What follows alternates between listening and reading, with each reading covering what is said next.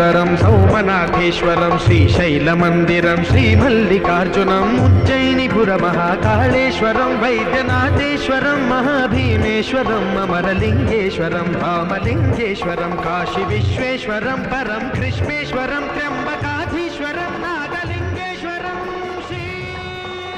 చూసారు కదండి, 12 జ్యోతిలింగాలతో ఒక శ్వేతలింగంతో అంతేకాకుండా ఒక పెద్ద శివలింగంతో ఇక్కడైతే మనకి పరమశివుడు దర్శనం అయితే ఇస్తాడండి. అంతేకాదండి ఈ ప్లేస్లో శనీశ్వర ఆలయం కూడా ఉంది, సుబ్రహ్మణ్య స్వామి ఆలయం కూడా ఉంది. 12 జ్యోతిర్లింగాలు లైన్గా ఎంతో అందంగా చాలా అంటే చాలా బాగుంది.